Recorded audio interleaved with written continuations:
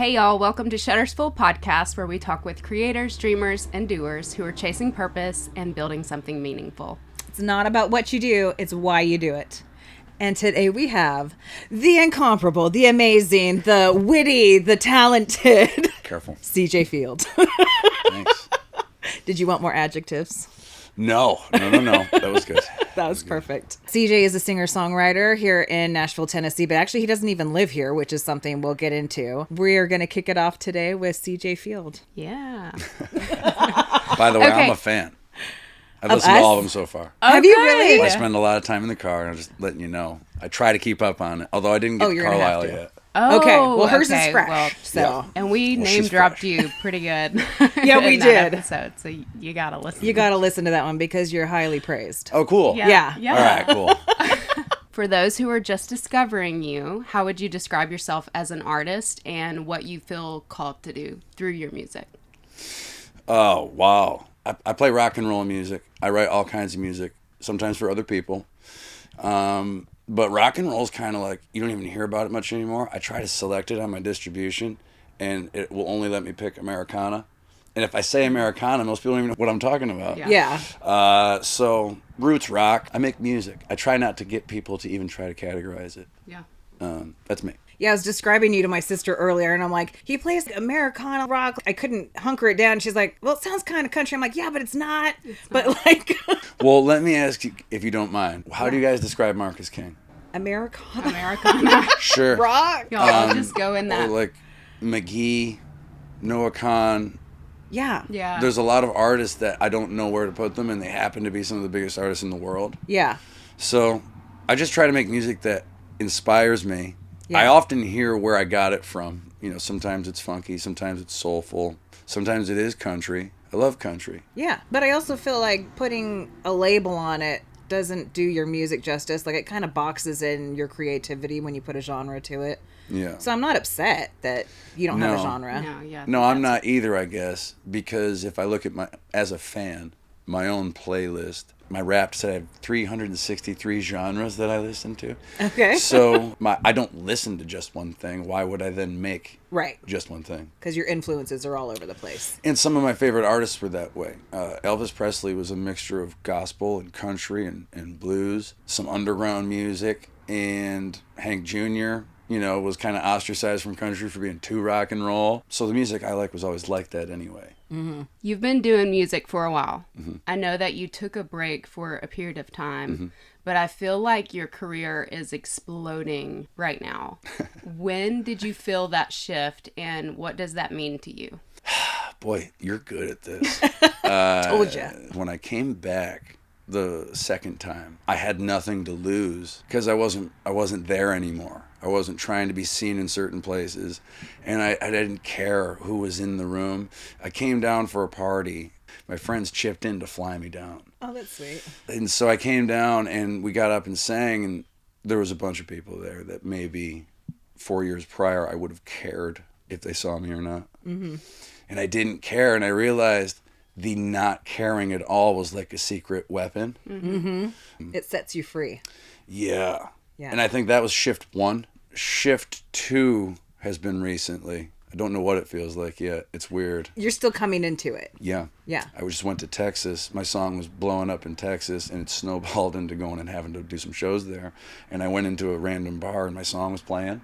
And I saw that. I saw that. So radio's almost dead. Radio's like this fake thing Yeah. that like there's some small group of people still celebrating radio #1s and stuff. I Probably don't the even know people what that that's are- about. They're reading newspapers too, probably. It's weird.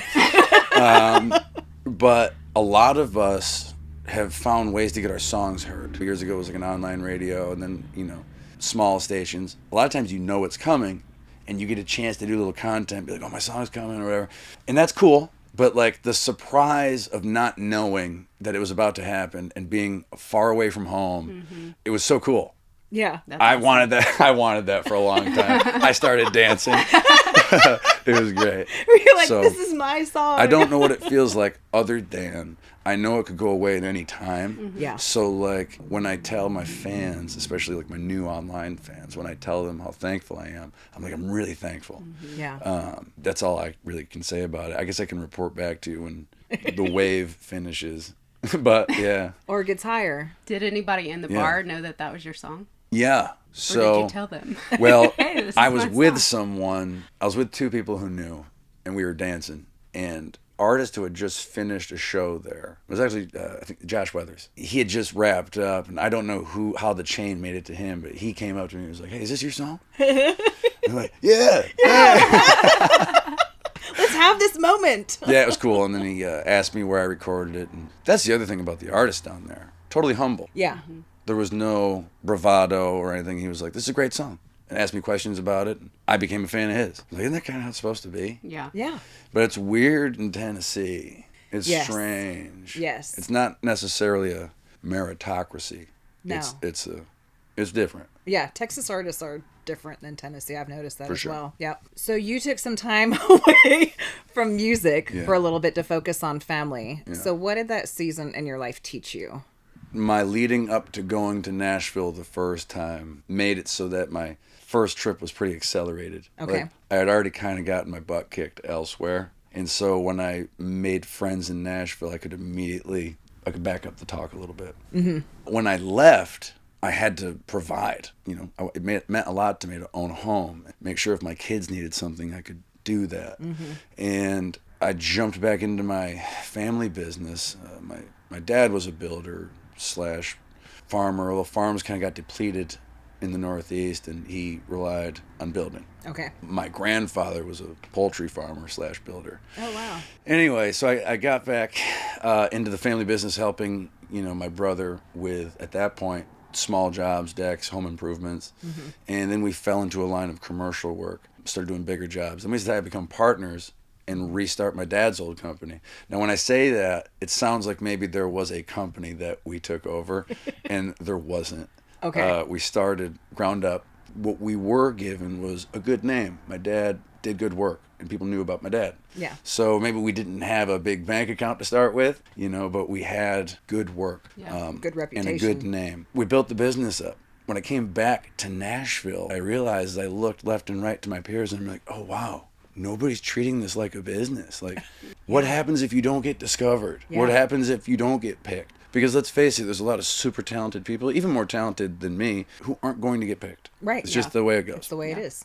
And so, do you want to do this for a living? Because if you do, and you don't get picked, how are you going to do it? So I started building a business. That's kind of how I approached it on the second run. Yeah. And I'm thankful in that respect that I came in after having done that. Would I like to be younger? Maybe. But like with males, it's a little different. Mm-hmm. We have different hurdles than women. Mm-hmm. We have different advantages than women. Mm-hmm. And one of them is the shelf is a little wider in some respects. The male new artist of the year for the last 3 years has been 38, 39. Yeah, I've noticed that too. And then I just watched a podcast with Brooks and Dunn where Ronnie Dunn was 38 or 9 when they got signed.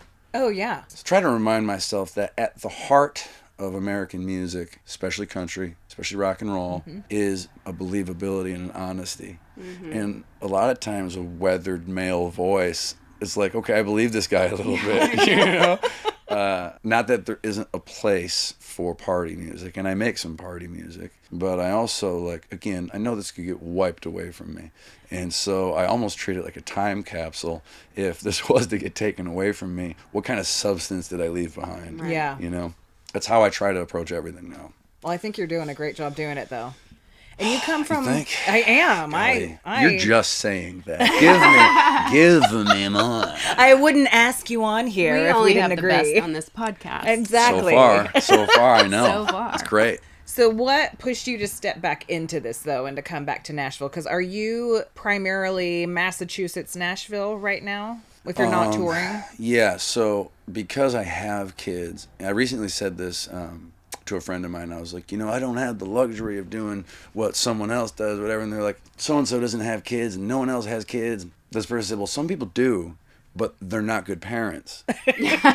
It's real. True. It's true. And if you're going to try to be there for your kids, then you're willingly taking on a whole extra thing. Yeah. So there's certain non-negotiables on my calendar all year long, and Good. There's certain things I have to be up north for. Good. So everyone's like, well, you gonna move here full time? I share an apartment with another songwriter in Donaldson, so I can at least have things here, and I dip in and out, sometimes unannounced. And because the business is centered here. Yeah. And it's the easiest place to tour out of. Right. Because it's all centralized. The resources are here. So I'm hubbed here, but I can't do it full time. And I won't really, maybe ever. Even when the kids move out of Massachusetts, if they ever do, I can't see me wanting to be here full time. I get exhausted by the approach to the business. Yeah. To be totally honest. Yeah. So I don't even know if I answered the question. But no, you did answer the question. Do you feel like it helps you creatively to be away from Nashville some? It's different for everyone. Yeah. Someone on my live feed asked us last night about the songwriting process, and it's kind of infinite. Rick Rubin, in his book, The Creative Act, talks about a lot of modern songwriting not being an act of creativity at all. It's more like an engagement in some form of commerce where there's a pattern already pre-existing and you just kind of mix in different words to fit it. Mm-hmm. You know, I got into one of my early co-writes when I first came to town, and a friend of mine sits down, claps his hands, and says, "What are we going to write about today, guys? Beer, trucks, women." And he was kidding, but he wasn't. Yeah. Right. And it's still no different. And so I have an itch in me to be creative and twist things around, and I get sick of the same thing. I get sick of the same clothes. So it's no different from music. I will engage in that and help people do it. I think I'm good enough to dip in and out of that world. But for me, I found myself writing these great songs with people and then leaving and not really wanting to sing them. Because There's they a weren't your balance. Style, or it wasn't the direction you wanted? They're cheesy. Okay. They're bad songs. Yeah. I mean, they're good. Like, they were well done. But they weren't what you were looking for. They weren't the great song that you were looking to write. Yeah, well, I can dip into that world. Sometimes you get together in a room and we're going to write for somebody. Uh-huh. You might say, hey, so-and-so's going to need a song, or you need a song, and I can help you achieve that. If we're not doing that and we're just making a song that maybe I want to sing, well, then I'm going to want to sing it. Yeah. You know? Over and over and over again. Potentially. Yeah. Best case scenario. Yeah. You know what I mean? And so, I don't know. I have to feel some sort of meaning behind it to get into it for me. Now, there's some great crafted songs that can be. So I got to write with Paul Overstreet, who's like a... Oh, yeah. Right. Yeah. Oh, yeah. When we sat down, he was talking about this exact subject, and he said that Forever and Ever Amen was not an inspired write. They didn't know what they were going to get into and stuck on stuff, and it was like a crafted song. That's a great all-time classic. Yeah. You can craft a great song, and that's why co-writing is important. That's why coming into Nashville and being in this world is important, because you can be an inspired writer, and even Bob Dylan needed to understand song structure and how to craft a song and put it together. So you can do it, and I try to keep the muscles actively working, but I don't enjoy it. And sometimes I feel like my songs are better when I leave. Yeah. For me, if I'm mowing the lawn, if I'm doing another task, melodies will pop in.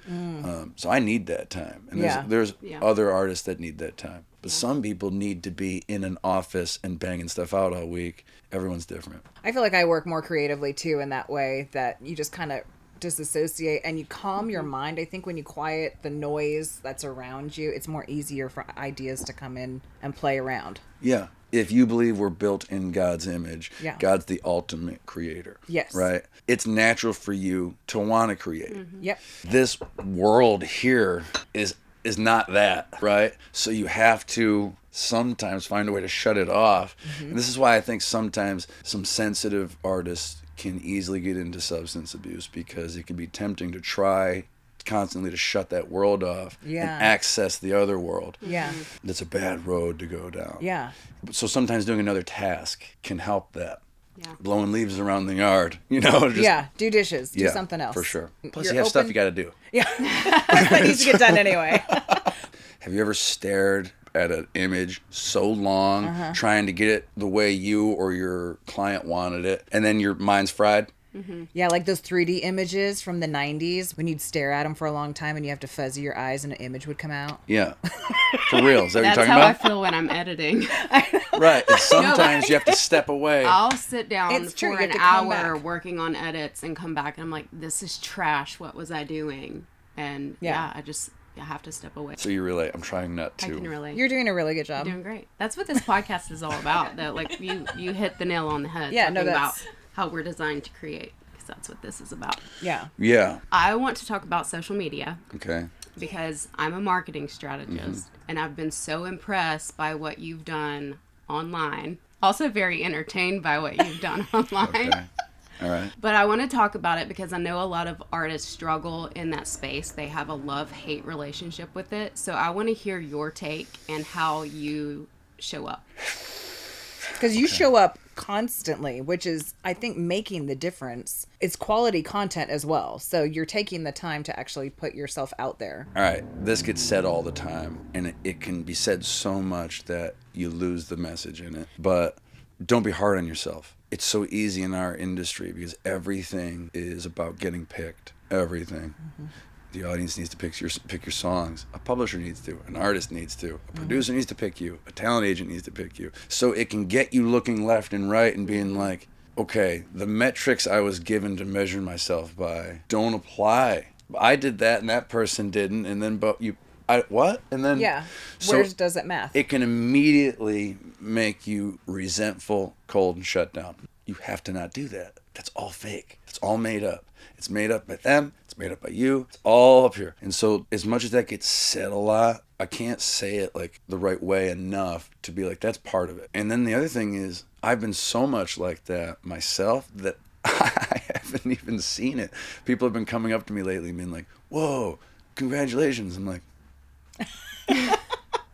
here I am thinking that I can't keep up, because the truth is, let's face it, there's some people that have giant budgets. Right. Okay.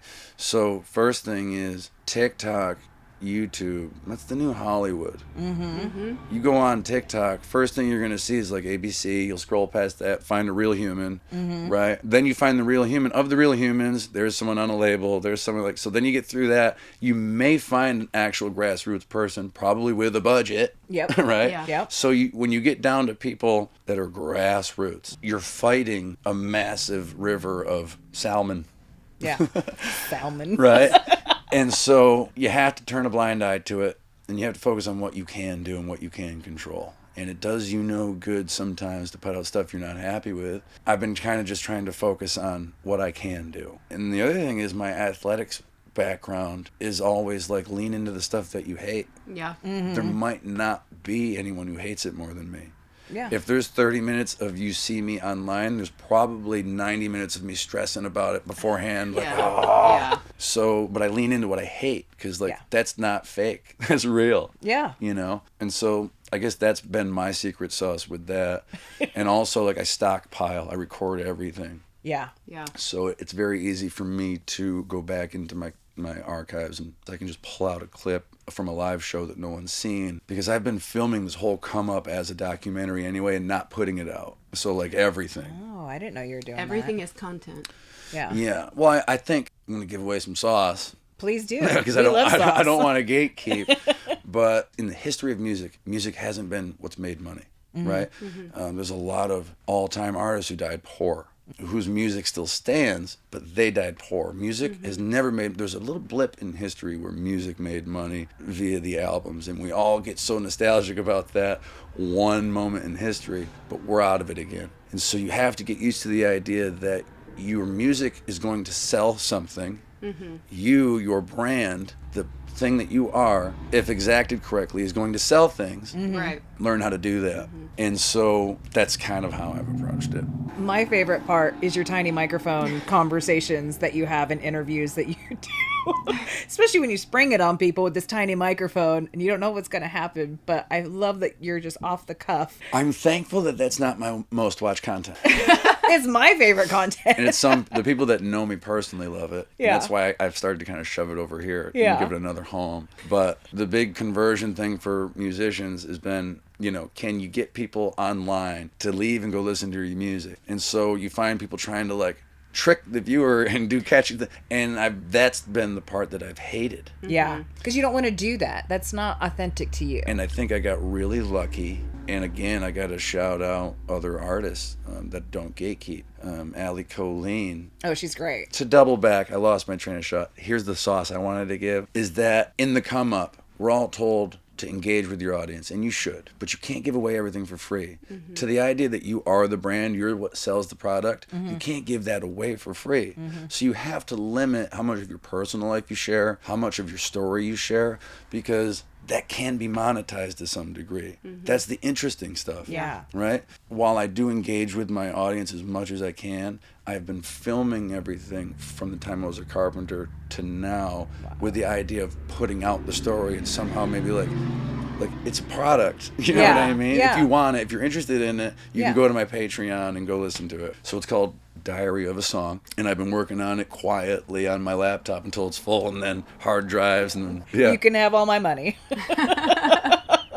Y'all hit up this destination gas station on Highway 100 and Bon Aqua and come meet the gas ball. The most fun fuel stop in Middle Tennessee. Step into the prayer shack if you need Jesus. Oldest beer in Tennessee. And we got snacks on snacks. The community comes together for live music at the bait stage. Serving up scoops of ice cream here at the Giddy Up.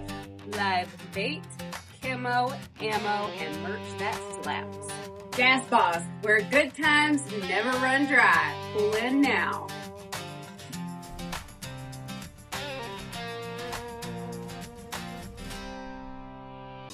Shout out to Michael Shepard of Your Vibes Entertainment in Dixon, Tennessee for supplying our sound equipment. Contact him for all your entertainment and sound needs. He's ready to party.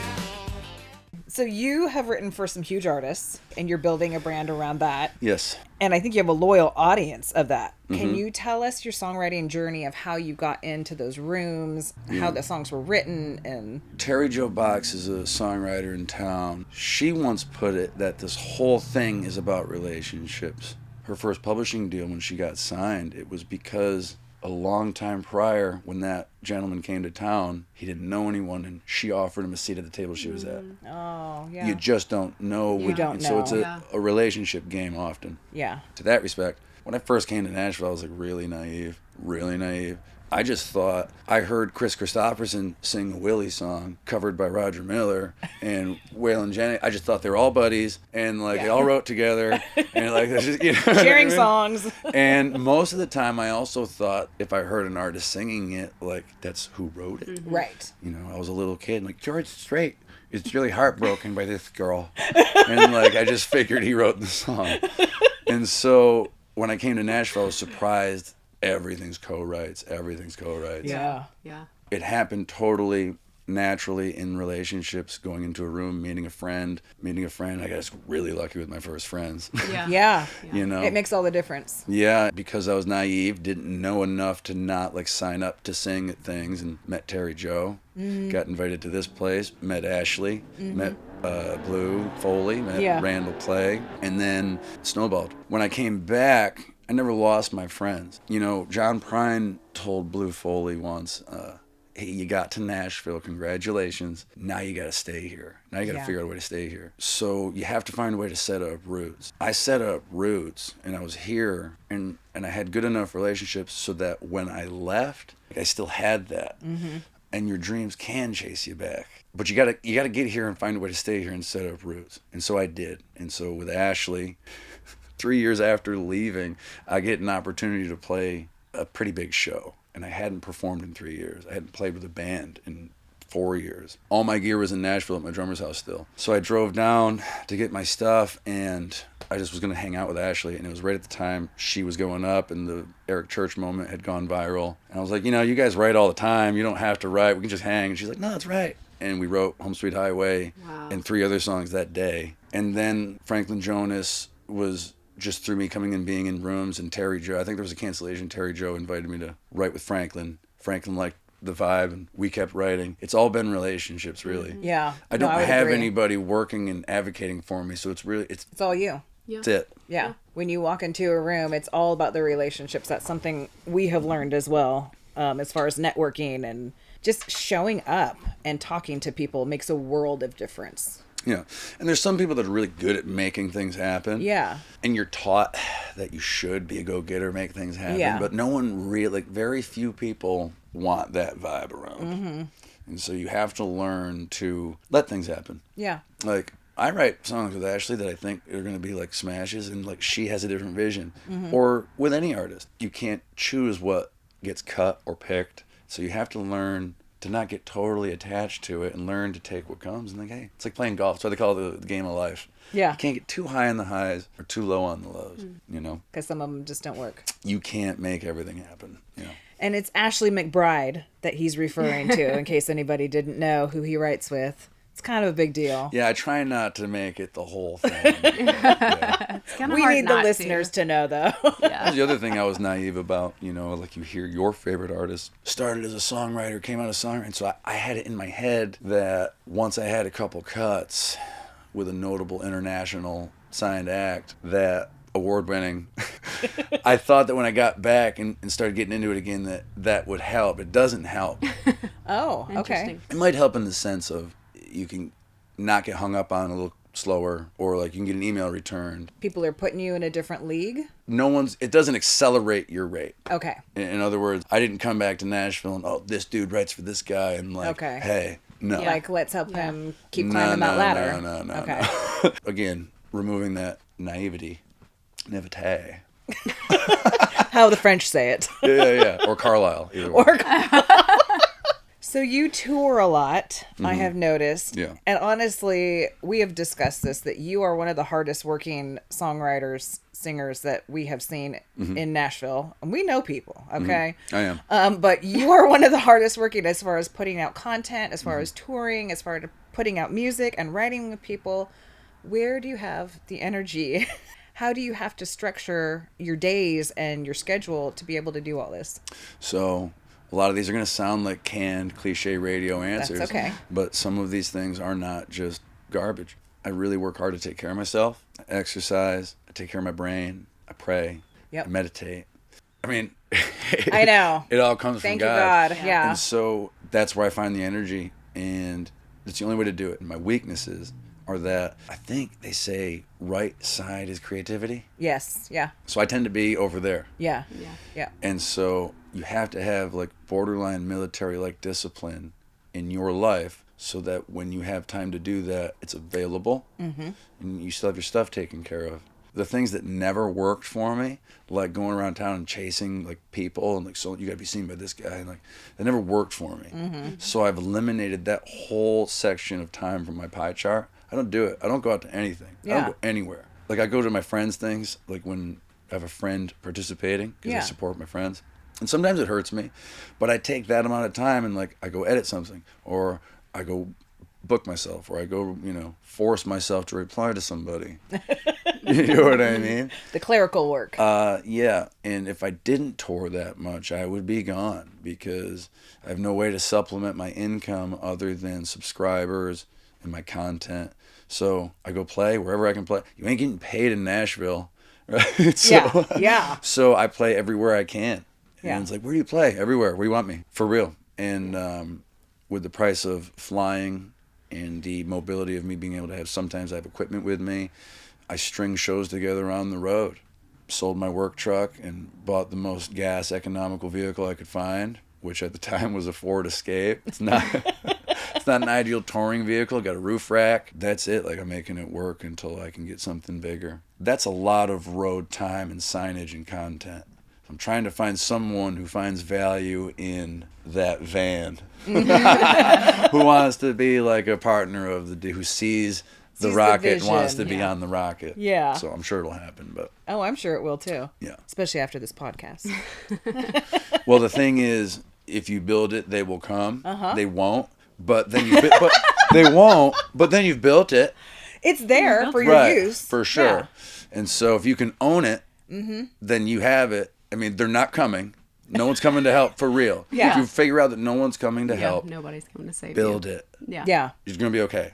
Because it's just you and God, honestly. It really is. That's it. And if he's putting it on your heart and mind that this is something you need to do, he's going to give you what you need to do it. Yeah. Yeah. This sounds so like a motivational thing, and a lot of it's cliche, but, if there is anyone out there who perceives that I'm doing well now all of a sudden, like, that's how I'm doing it. It's not Right. It's not like a secret thing. Like, Yeah. You're still working at it, yeah. but you're working hard at it. Speaking of road tripping and touring, Yeah. you went to Mississippi Yeah. to play a benefit concert for my sister. Did. My sister was diagnosed with breast cancer, and she's doing great now, but we hosted a benefit concert and took some Nashville artists to Mississippi. CJ was one of those artists, and we had Terry Jo Box, D. Vincent Williams, and my brother, Colin Swarton. Yeah. And that meant a lot to me that you gave of your time to go do that, but you also gave a really heartfelt speech during that show, and I don't know if you remember it. But I want you to talk about that experience. Oh, man, really? Yeah. I just got done giving Collins crap about being emotional. And Alisa has the Country Cures hat on. It was called Country Cures. So let's talk about it. You can be emotional. Yeah, but I'm not going to be. That's what Colin said. I'm gonna grip my pants here and look at the blinds and think about the cactus. Not to get controversial, but I think Donald Trump calls it the weave, where I do the weave. I go over here, I talk about something over here, but then I come back to the topic. And your interpretation, your accent was perfect. And so if you have ADHD, I figured this out singing. Sometimes I sing an emotional song and I don't want to just turn into a ball of wax in front of everyone. So I'll just allow the ADHD to sneak in for a minute and be like, oh, camera. And just get distracted for a split second, enough to not cry. So I'm going to try to do that. And I'm going to weave back in. So I'm not going to try to quote, what part of Scripture it is. There's plenty examples of God using imperfect people. I could go on and on about CJ's flaws. When I saw, again, this could be taken away from me. So I often think about what impact it will make while I'm here. When I saw that about your sister, my immediate thought was I should offer to go play, right? I'm the little drummer boy. I can't throw $1,000 at it, but I can play my song for you. So I got a hold of your brother, and he's like, man, I was just fixing to call you or whatever in his rumble. That actually sounded like him. It sounded like him. Well, you were? Yeah, man, count me in. And, I didn't expect a dime. I didn't expect a gift basket. I didn't expect any of the other stuff. Yeah, I just saw my own sister. Yeah. And it won't make up for our lacking here, but if I can make an impact, that's what I'm trying to do, We love that. Well, you did, and that's how I think we all got to know each other, because Alisa came out to do all the photography for it, and y'all got to know each other there. I think that was the first introduction, that was so fun. right? It was. I think it was the first time we met, I think. Yeah. Just say yes. It was. Yeah. No, I was racking my brain for a minute, but it was. And he interviewed you with his tiny microphone, didn't he? You did. I had just gotten it in the mail. I had just ordered it. He ambushed me. I think I was putting something in the car, and I turned around, and he's like, and now we're back. And I'm like, whoa, okay. Yeah. You know what, right out of the gate, I feel like a lot of times you can choose your response, how, much of a light you are, right? You can choose how happy you are. Yeah. Often. A lot of weight in the world, but you don't have to always impose that on everyone else. Doesn't mean bottle it all up and be a cancer to yourself. No. Everything's got a little balance to it. Yeah. But my first, we were talking about driving out, and you were like, "Oh, I love road trips. Who wants this or whatever?" I'm like this one. Because if you're going to be in a car for 5 hours with someone, why be miserable about it? Oh, yes. You know what I mean? I had a playlist She'll locked and have loaded. you jamming out to Celine Dion. Oh, man. All the greats. What I didn't know, and what was amazing about that day, was I think I know what you're talking about now. I've been doing this since I was a little kid. There's little home videos of me performing in my home, in my living room. I've always pictured the audience. Yeah. Right. I think this is what you're talking about? Yeah. And I do this to this day often. If you're in a tough gig, sometimes you get them at my level. You drive somewhere and there's like 12 people there. Or like just the bartenders and the door guy. Yeah. For real. And you have to find a way to make it the best night that door guy's ever had and those bartenders ever had. Yep. Because they need to tell their boss and they need to tell people. That's all. What are you going to do? Yeah. No one's coming to help. Yep. Oh, this gig sucks. So I would close my eyes and picture the gig I want and pretend. And sometimes it's the Ryman and sometimes it's, Madison Square Garden or whatever. And I got there and I'm waiting to sing and I'm on stage and, however many people were there, we're all there for all the right reasons. All the things that we're talking about, all this soup that we're feeling here, you know? It was about 200 people, by the way. Yeah, it was a great turnout. Yeah. It was awesome. Amazing. Beautiful property. Yeah. Yeah. Your Shout out to family West said 40. great. And then your family standing in front. Oh, yeah. Emotional day. Lacey was right out front. And I realized how many people go to the Opry on a night. I just went to the Opry the other night. Yeah. A lot of people. It's not a guarantee that everyone that spent $100, $200, $300, got a room, went out to dinner, had a gospel moving experience that night. You don't know. I mean, they got entertained. Everyone that was there, I'm looking around, I'm seeing everyone affected and everyone leaving in like, wow, that was like changed. That's the perfect gig. Yeah. Right? Yeah. Like, that's the perfect gig. Yep. And I just felt so thankful to be there. And then everyone keeps coming up to me and thanking me. I'm like, no, you don't get it. What are you doing? Yeah, this was for me. You're the ones going through it. Yeah. Why, you know what I mean? Yeah. Yeah, I Anyway. remember you hugging my sister. That was for sure. Yeah. And while we're talking about all the sentimental, sappy things, I know you have a heart for veterans. Yeah. So I want you to talk about your charity as well and your heart behind what you're doing with that. I love underdogs, right? Like, I think a lot of people do. I wrote a song called The Soldier. So good. I love how you guys just go for the guts on I everything. I thought we were like going to get in my background, like my past, and then like, Nah. this is great. Not as to the fun. gut. This is great. This is awesome. So I wrote a song called The Soldier. Again, you want to be seen and do things.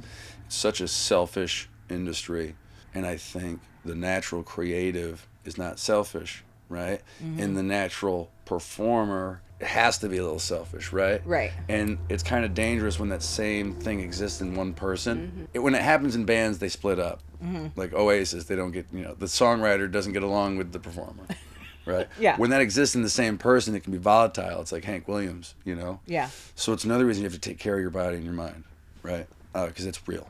In this selfish industry of taking pictures of yourself, here's what I'm doing, here's my thing, come look at my stuff. I get a call to play on a TV show. I'm like, yes, of course. Me. and it's Memorial Day. No, I didn't serve, right? The morning of, I'm getting ready to go down there. And it light bulbed that maybe this is supposed to be an original song. Because I was just preparing to like go play. They didn't give you parameters or anything? No, like I was going to play, here's to all the soldiers, right? Good thing I didn't. That guy was playing just before me. I'm like, oh, That would have been awkward. So, You're like, I'm going to sing that again. well, here's you. So I called Devin O'Day, the host of the show, and I was like, is this supposed to be original? And she's, oh, honey, yeah, definitely. I'm like, okay, cool. Great. So don't have a Memorial Day song. So I'm like, well, I have plenty of songs about death, and maybe I'll just retrofit a story and just use this song to honor veterans. Yeah. But hey, I got 30 minutes in Nashville traffic. I might as well try to write a song, And so I'm sitting in my car, and when I was in high school, my best friend, his father, was a proud grunt in the Marine Corps, and I can still see him with his hat. And always got his slogan shirts. Okay, yeah. We don't die. We go to hell and regroup. Yeah. And I remember my friend and I waffling on, do we send tapes to a college? Do we try to do this? Do we take a year off? Do we go in the Marine Corps? And like wrestling with these ideas. And an older friend of mine had gone into the Marine Corps, and we had fresh on our minds what that's like, I was thinking about how you don't want to write about something meaningful, miss it, and be cheesy. Or Especially with something that important. Christmas, military, there's certain things I don't think you force. Yeah. So I remember the song Letters from Home. Remember that song? Mm-hmm. And I just pictured that letter, and my brain just took off. It was like pulling a little piece of yarn, and all of a sudden the whole thing dropped on me. I heard someone once say the Irish call it going to a thin place where you can hear angels talk. That's And pretty. some of the ideas that we come up with are there somewhere. And again, it's like trying to go to that place can be tempting, trying to force it. I got super lucky that morning because the whole song fell on me. Yeah. And so there I am in traffic crying. Right? Trying to voice memo it to my... I even fought off some of the rhymes that came to me because I didn't like them. But I'm like, no, that's what I got. I went with it. I went with the whole thing as it was given to me. Wow. Got there and performed it on TV for the first time as a work tape that I had not played it anywhere. Not once. Yeah. Barely got through it. Met incredible people that day. Met a mom who runs marathons in her... Met a mom who runs marathons in her son's combat boots. Oh my gosh. I met so many great people. Yeah. Here I am again in the selfish industry, and I was given this song. Everyone's like, "You gotta put it on. You gotta release it. You gotta release it." And I just felt so selfish. I'm gonna write a song about the ultimate sacrifice, even if I make $10 on it. I feel selfish. Yeah. So I'm like, well, we gotta find things to partner with. We have to find. So I did some charities. Seeing the charities, I'm like, my brain. I'm like, why am I not just doing one? Yep. And everywhere I go, I could be lifting this cause up. So I did. Started a nonprofit. Yeah, you Fight did. for Them Foundation. Got my 501c3 right out of the gate. Did Christmas meal deliveries for my hometown. Did a thing called Miles for Meals where I drove across the country and I posted the whole thing. Stopped at VFWs, talked about veterans. I felt like Robin Hood kind of because when I came back to my hometown, I took care of the entire. The foundation took care of the winter veterans budget, like for the whole thing. And I probably should have saved some operational money, because like In hindsight. now I have to start over. Yeah. But like I really wanted to show everyone that look what we Yeah. did. Yeah. And it snowballed. So now we did Christmas gifts in Peoria, Illinois. We're working with a family in Amherst, Ohio, a veteran family that needs some work for the winter. And what I'm doing now is on that Miles for Meals trip, I got up, I was in a hotel room. It was during the Veterans Day Parade, and I flipped the hotel TV on, and there was all these protests, and we're feeding the Israel war machine and all this stuff, and I'm like, whatever's on your news feed, I get it. We all have our own little personal feed that's like our views and our hell that's been algorithmically designed to agitate you the most possible. Fine. Whatever your worldviews are, fine. But what I realized, and I played overseas, I played this song overseas, what I realized is the people that go out and fight these wars, they didn't start them. And thank God, because since the beginning of time, since it was villages and caves, we've gone to the next village and torched it and taken the women and right? Since the beginning of time. Yeah. We're naive to think that went away. For, again, a short blip. We can get up, take our hot shower, flick the light on, and come down to our podcast, and all that's happening somewhere else right now. Yeah. Regardless of how you feel about all the politics, I probably agree with you on them, that one day, can you just say thanks to those dudes and women? Yeah. Yeah. Just one, or don't say thanks, just shut up for a day, you know what I mean?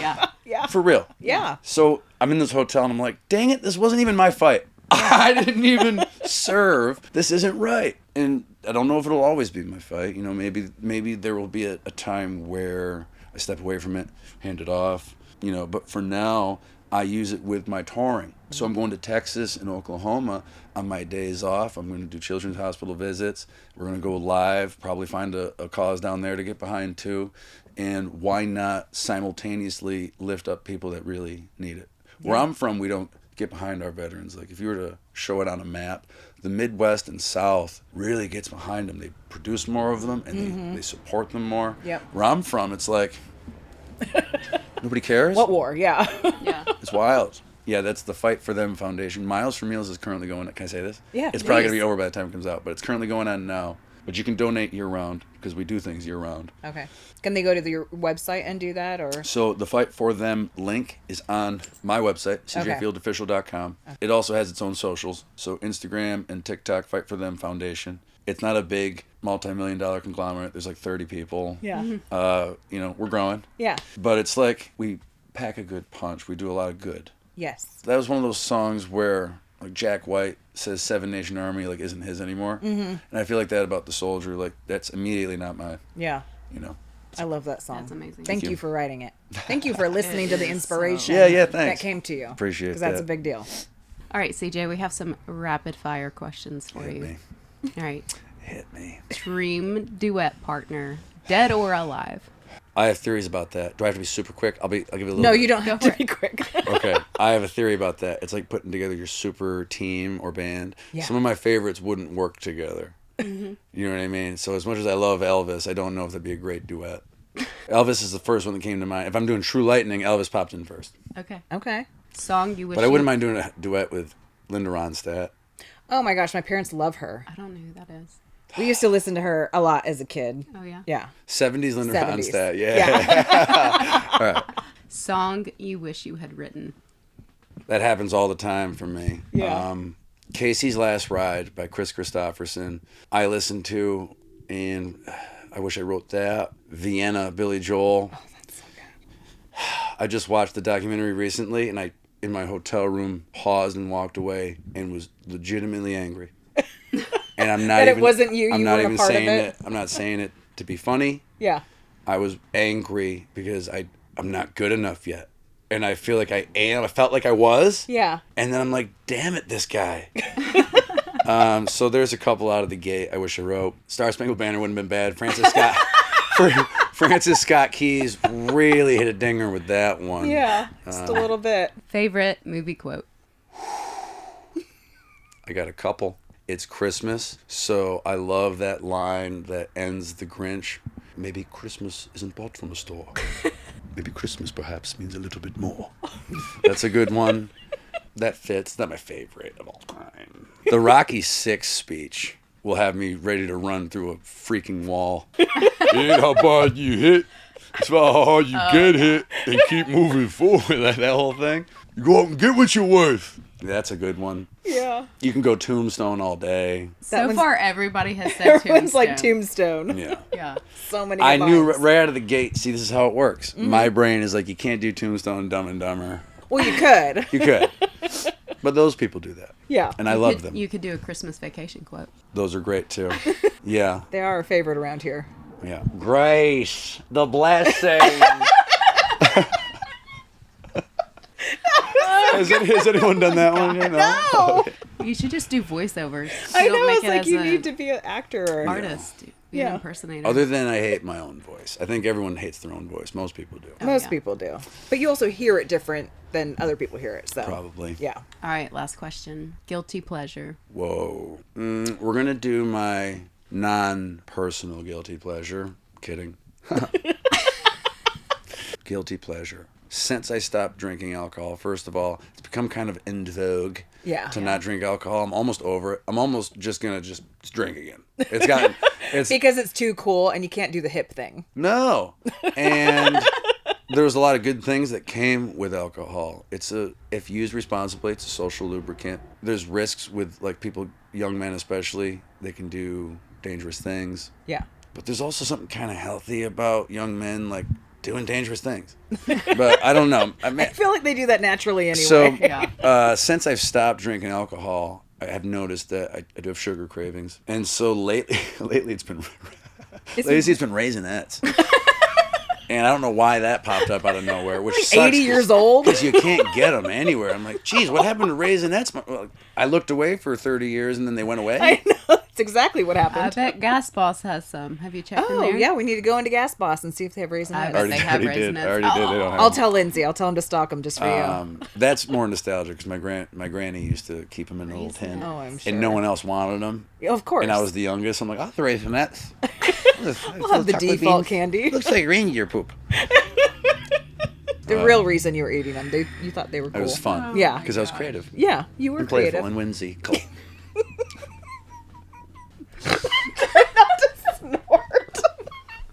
We love this snort. Oh, man. Try to keep it together. A little cop alarm after they go wee-oo after it. Yeah, that was the last one. Guilty pleasure right now is Raisinets.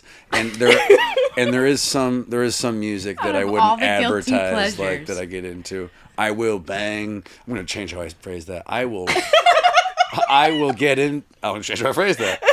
I will listen to Miley Cyrus. Late night drives. A couple of her songs are like fun to drive to. Oh, yeah. I wouldn't necessarily like post it and lip sync to it. Party in the USA. I feel like that would be a good duet. That would You be a and Miley. great Oh, duet. yeah. She's got a great I feel like voice. her voice would work really well with I like yours. people love that are her as voice. advertised. I feel like she's kind of as advertised. Yeah, as I feel like she is too. Yeah. And she's really good. yeah. And she's an really underrated good. writer. Yeah. I like Yeah. her writing. Team Miley. Team Miley. I'm not so guilty about it. You guys just took that off my guilty pleasure list. Now it's just pleasure.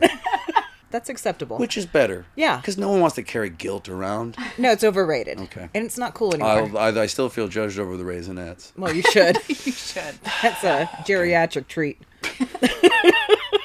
So, CJ, tell us where everybody can find you. Obviously, I'm getting a lot of traction right now on TikTok. Yes, you are. CJ Field Official. A lot of fake accounts. I noticed that. So you have to be one even almost got me because they changed the username up top, the nickname, to CJ Field Official. Oh, great. And then underneath I noticed it was like CJ Field Official with like 2 Fs. So you really have to the read average that. person wouldn't even. And what's happening is they're DMing people and saying that, or someone else is and saying I'm CJ's management. So someone recently inboxed me and said that they had spent thousands of dollars on what they thought was VIP access for the year. And I'm like, oh, honey, like I don't ever ask people for money. Yeah. And she said, well, that's what they said, but that's why they sell the passes. And I'm like, ah. Oh, no. I'm like, you got to tell your, she's like, it's already gone. It's on Cash App. I'm like, ah, No. damn. So just beware, CJ Field Official, but report fakes. I'm not asking for people to buy. Yeah. It's not on my website. Yeah. Which, by the way, is cjfieldofficial.com. Okay. cjfieldofficial.com has links to everything else. CJ Field on Instagram, CJ_Field. If you want to get salty, you can go to Venmo. CJ-Field. That's perfect. Official will get you anywhere you want to go. And then they can find all your tour dates there and where you're playing next so that they can come to your live shows. And you have merch. I do. And are you selling albums on there too? So I have merch on my website, Okay. cjfieldofficial.com. I also have a line of merch called Field Dress with our buddies at Deadhead Industries. Oh, and that's all nice. outdoors themed. It's got a CJ with like a J hook and a bullet, and like you can get blaze orange for hunting season. Either of those places. So out of the loop. Yeah. You got to have a bunch of coals going. Well, when I got dressed this morning, I was like, I got to wear something special for CJ. And I realized that I don't have any of your merch. And I'm a little like upset about that and disappointed in myself. Literally just dropped some new merch. Okay. So Mona Lisa is the single right now that's popping. It's Yeah. on radio. So it's good. charting in the Americana genre. And I've spent $0 That's on it. fantastic. Yeah. And you can get a Mona Lisa shirt with the artwork on it. Is it a picture of me? It's actually me this time. Oh, dang it. But she did license a silhouette usage that I'm going to do, like the trucker thing, but it's you. It is me. Okay, good. Because I am that curvy on a trucker flap, so. What's next for you? Probably a food cart, change my name. Didn't you say you wanted to open a pizza joint in Utah? Yeah. Yeah. Either use my middle name or change my name and never speak a thing about this again. There's a serious shortage in good pizza up there. It's Oh a my market gosh. that's severely underserved. And Mexican food. What does CJ stand for? Craig Joseph. Mom's Italian. She wanted a Joey because she said nobody messes with a Joey. My That's dad. sound logic. Yeah. Yeah. And my dad trumped her with his middle name. And at the time, I think CJ Jeeps go from 5 to 7. I was the 6th child, so they called me CJ6 for a while, and then CJ just stuck. It just stuck. And thus my affinity for nicknames continues. Because you continue to make those, I've noticed. I do. I Yeah. get people. So does Trump, What's by her the way. nickname? Yeah, what's my nickname? Do I have a nickname? Not yet. Okay. I don't have one for you. I'm I feel scared of the ashamed. look Have in one your for me eyes. either. I feel ashamed. Although thanks for saying that is like. Oh my gosh, he texted me the other day. He's like, I've got a great marketing line for you. I wasn't being serious at all. No, but you were. Someone has to say something positive, and you can read in positive comments or something, or reviews, or I don't know. I forget what I said, but then it's called thanks for saying that. Thane that. Thane. Yeah. Not Thane. Thane. Sorry. You can cut this whole segment out. Oh no, we're leaving it in. This entire segment can get cut out. Staying in. You can just take a big pair of scissors and cut this one. Okay. Look at you or Look at the camera. Yeah. My shutter's full. The snort. Keep the snort. It was like right in the microphone. I apologize. Sorry. Thank you, CJ. Thanks, guys. Thank you, CJ. You're Thank the you. best. Thank you, guys. So don't forget to go push all the buttons, follow, like, subscribe, comment, listen to, play, all the things that we're doing out here. And we're so grateful to have CJ on the show today. And we can't wait till next time because I'm sure there will be a pizza place that we'll be talking about in the near future. Yeah. Okay, cool. Yeah. All right. Love you guys. Bye, Love guys. you. Thanks for having me. You're welcome. Thank you so much. Bye. See ya.